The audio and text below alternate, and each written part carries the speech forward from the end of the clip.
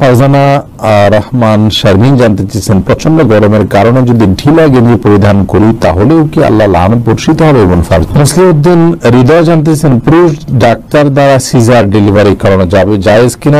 আলম আপনি আইডি থেকে জানতে চেয়েছেন, গোপন অঙ্গে হাত লাগলে ওযু থাকে কিনা?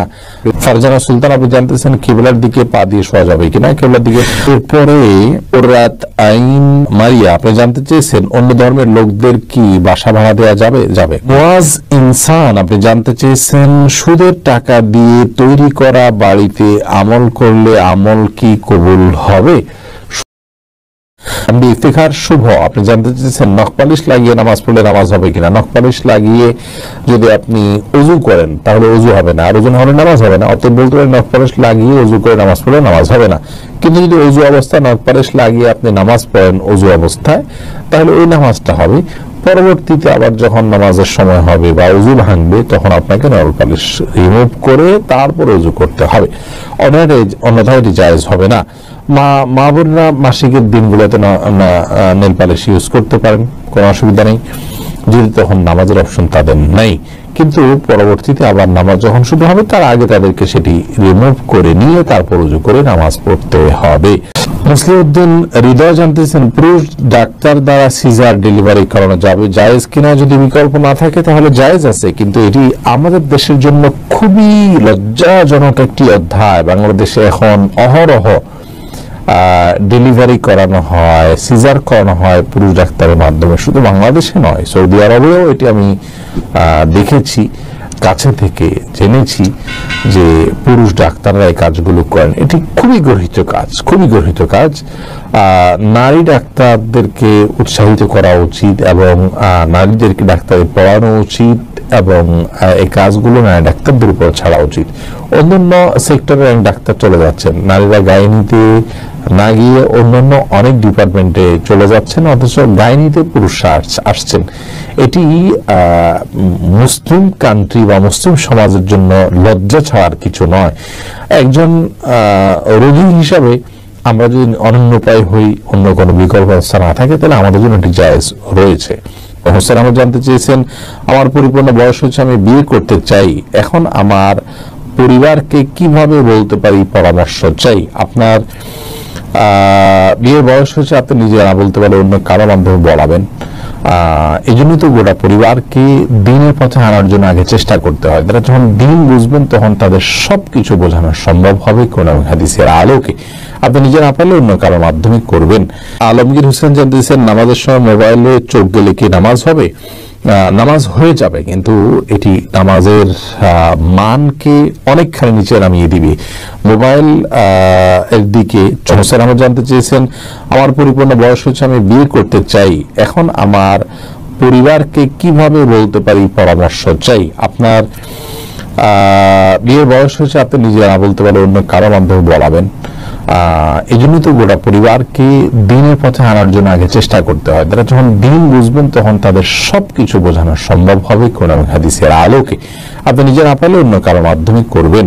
এরপরে ওরাত আইন মারিয়া আপনি জানতে চেয়েছেন, অন্য ধর্মের লোকদের কি বাসা ভাড়া দেওয়া যাবে? যাবে, কোনো অসুবিধা নেই, তাদেরকে বাসা ভাড়া দেওয়াতে কোনো অসুবিধা নেই। মোহাম্মদ আরাফাত ইসলাম জানতেছেন, ডান হাতে খাবার গ্রহণের সময় প্রয়োজনে কি বাম হাতে পানি পান করা যাবে? প্রয়োজনে বলতে কি, ডান হাতে পানি পান করা উচিত, খাবার গ্রহণ করা উচিত। ইভেন আপনার খাবার খেলে আঙ্গুল চেটে তারপরে আপনি ডান হাতে ধরে খাবেন।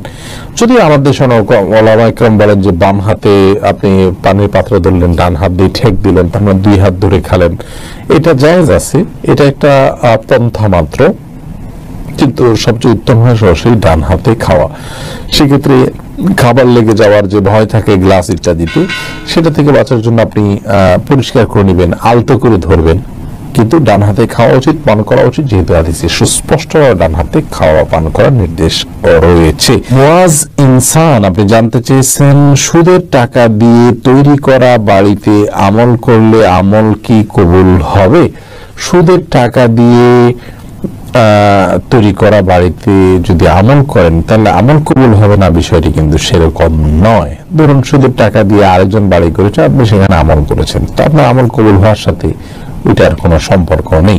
কারজাই এর দিকে আপনি জানতে চেয়েছেন, কারো থেকে ঋণ নিলে যার থেকে ঋণ নিয়েছি ওই ব্যক্তিকে পরবর্তীতে খুঁজে না পেলে করণীয় কি? যদি কোনোভাবে খুঁজে পাওয়া না যায় এবং আশাও ছেড়ে দেন, তাহলে সেক্ষেত্রে সেই ঋণের টাকা আপনি যে কোনো গরিব মানুষকে, অসহায় মানুষকে আপনি দান করে দিবেন বা কল্যাণমূলক খাতে দান করে দিবেন ওই ব্যক্তির তরফ থেকে, প্রাপকের তরফ থেকে, তাহলে আপনি দায়মুক্ত হবেন ইনশাআল্লাহ। সালমা বেগম জানতে চেয়েছেন, মহিলাদের ভাঙতি রোজা কি স্বামীর অনুমতি ছাড়া রাখা যাবে?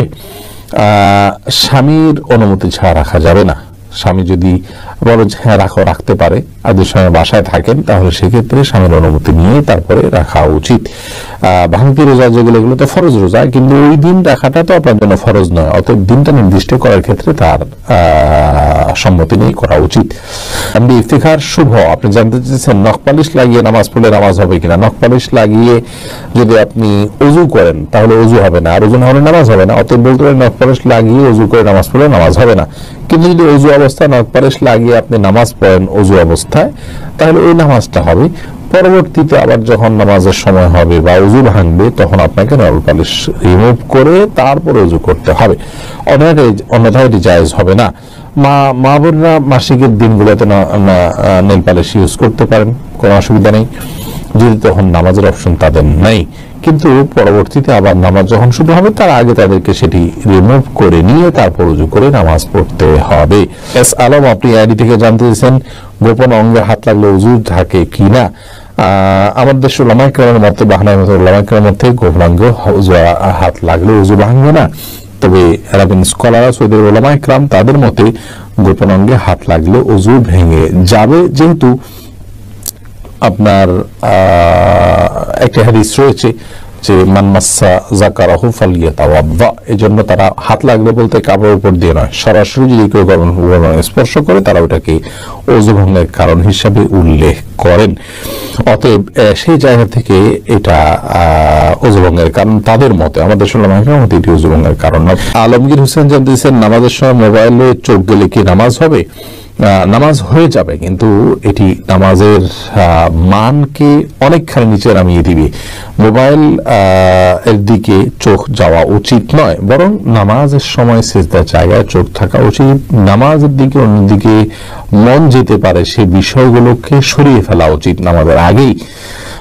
মোবাইলকে এমন জায়গায় রাখা উচিত নয়। নবী সাল্লাল্লাহু আলাইহি ওয়াসাল্লামকে একবার একটা কাপড় দেওয়া হলো নামাজ পড়ার জন্য, সেখানে কিছু চিত্র ইত্যাদি অঙ্কন করা ছিল, হয়তো গাছপালার চিত্র বা এরকম হালাল কোনো চিত্র ছিল। নামাজ পড়ে তিনি তারপরে বলেছেন এই কাপড় সরাও, স্বচ্ছ বা ফ্রেশ কোনো কাপড় আনো, যাতে করে মনোযোগ নষ্ট না হয়। আল্লাহর সাথে কথোপকথনের সময় আপনার অন্যদিকে মনোযোগ দিলে, আপনি কারোর সাথে কথা বলছেন, সেখানে যদি আপনার অন্য দিকে মন থাকে তাহলে সে যেরকম অভদ্রতা, অসৌজন্যতা, এটা মহান সৃষ্টিকর্তার সাথে কত বেশি অভদ্রতা এবং অসৌজন্যতা হবে সেটা বলাই বাহুল্য। ফারজানা সুলতান, আপনি জানতেছেন কিবলার দিকে পা দিয়ে শোয়া যাবে কিনা? কিবলার দিকে পা দিয়ে শোয়ার ব্যাপারে কোনো হাদিসে নিষেধাজ্ঞা সরাসরি নেই। তারপরও ওইদিকে কেবলা রয়েছে, সেই জায়গা থেকে কেবলার প্রতি শ্রদ্ধার জায়গা থেকে দিকে পা না দেন ভালো, কিন্তু এটাকে হারাম বলা বা নাজায়েজ বলা বা গুনাহের কারণ বলার কোনো সুযোগ নেই, যেহেতু কোন হাদিসে এই বিষয়ে কোনো নিষেধাজ্ঞা নেই। ফারিয়া এনামুল, আপনি জানতে চেয়েছেন ছোট বালতি থেকে পানি না ঢেলে পানির মধ্যে হাত দিয়ে উযু করা যাবে কি না? যাবে। হাত দিয়ে কোষ করে উঠিয়ে আগে হাত ধোবেন 3 বার, এরপরে আবার আপনি কোট দিয়ে স্বাভাবিকভাবে উযু করতে পারেন, কোনো অসুবিধা নেই। নবী সাল্লাল্লাহু আলাইহি ওয়াসাল্লাম এই পদ্ধতিতে উযু করেছেন। হাসিবুল হোসেন জানতে চেয়েছেন গোসল করার পর পুনরায় উযু করার প্রয়োজনীয়তা আছে কিনা? না, গোসল যদি সুন্নাহসম্মত করে থাকে না, আলাদা উযু করার কোনো প্রয়োজন নাই। 2 হাত কবজি ধুয়ে, কুলি করে, নাকে পানি দিয়ে, মুখ ধুয়ে, হাত ধুয়ে, মাথা মাসে করে তারপরে গোসল শেষ করার সময় পা দিয়ে চলে আসবেন। এভাবে গোসল করলে আপনার আলাদা করে আর গোসল করার কোনো প্রয়োজন নেই। উযুতে আপনার গোসল শুরুতে ওযুর নিয়ত হয়ে যাচ্ছে। শিখা ইসলাম, আপনি জানতেছেন 3 পিস পরে নামাজ পড়ি, পা দেখা যায়, মোজা পরে নামাজ পড়লে কি হবে? পায়ের পাতা ঢাকতে হবে কিনা মেয়েদের নামাজের জন্য, এর মধ্যে এটা নিয়ে অত পার্থক্য আছে। অনেক উলামায়ে কেরাম এটাকে শর্ত করেছেন। আমি ব্যক্তিগতভাবে এই মতটা চাইতে, যারা বলেন যে পায়ের পাতা, পাতা বলতে পায়ের পাতার তলের অংশ এটা ঢাকার শর্ত দিয়ে থাকেন, তাদের মতটাকে আমি সমর্থন করি না। পাতার উপরের অংশ, যেটা পাতার উপরের অংশ, সেটা ঢাকতে হবে কিনা। অনেক ওলামা ইকরাম বলেছেন সেটা ঢাকতে হবে, অনেকে বলেছেন শুধু গিরার নিচ পর্যন্ত থাকলেই হবে কাপড়, পাতা না ঢাকলেও চলবে। তো দুই পক্ষের ওলামা ইকরামের দলিল রয়েছে। নিরাপদ হলো এমন কাপড় পরা যে কাপড়টা অনেক বেশি লম্বা হয়, যে পায়ের পাতার উপরের অংশ সহ ঢাকা পড়ে।